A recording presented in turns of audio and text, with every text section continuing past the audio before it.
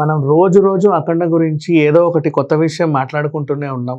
Release అయినప్పటి నుంచి కూడా స్టార్టింగ్ దాని రివ్యూ చెప్పుకుంటాం. ఆ తర్వాత ఓటీటీకి వచ్చాక అరే వచ్చింది అనుకున్నాం.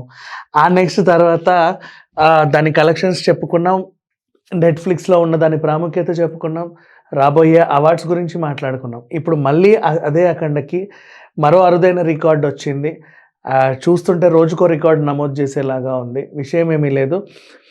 హిందుత్వం, సనాతన ధర్మం మీద సినిమాలు తీసిన కొంచెం అంటే లైక్ మోడీ గారికి కానీ, నిర్మలా సీతారామన్ గారికి కానీ, బీజేపీ వాళ్ళకి బాగా నచ్చుతున్నాయి.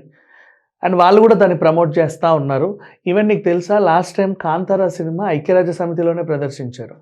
అండ్ ఉన్నాయి కొన్ని కొన్ని సినిమాలు మన 'హనుమాన్' కానీ, 'మిరాయి' కానీ, అంతకుముందు ఆ తర్వాత ఏదన్నా ఒక అంశం పైన సామాజికంగా జనాల్లో మార్పు రావాలి అనుకున్నట్టు ఒక సినిమా వస్తే ఖచ్చితంగా కేంద్ర ప్రభుత్వం వాళ్ళు చాలా హెల్ప్ చేస్తున్నారు. అవసరమైతే పన్ను రాయితీ ఇస్తున్నారు.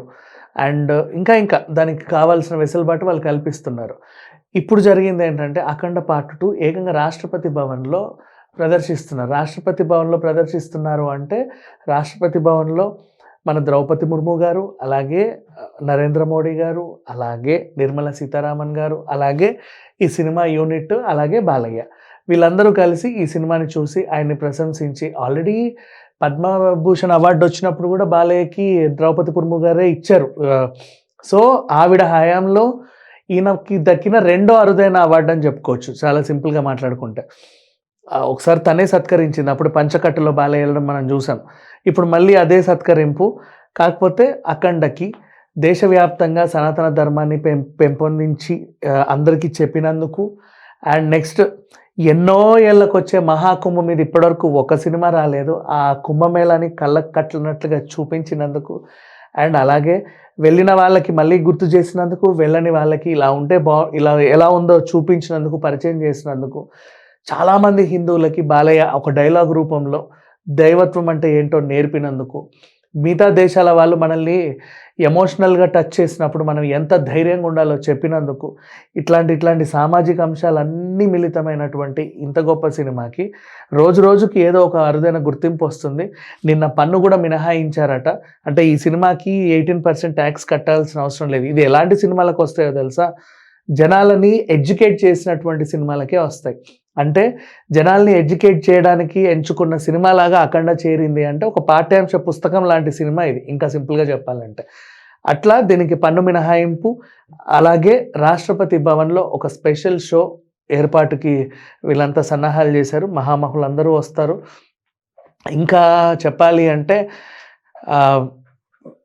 వేరే వేరే దేశాల నుంచి ఇంకెవరన్నా వచ్చి చూస్తున్నా కూడా ఆశ్చర్యం లేదు. ఎందుకంటే ఆల్రెడీ యునెస్కో కూడా రీసెంట్లీ ఒక లెటర్ రాసింది ఈ సినిమాని ఏంటో చూడండి అని చెప్పేసి.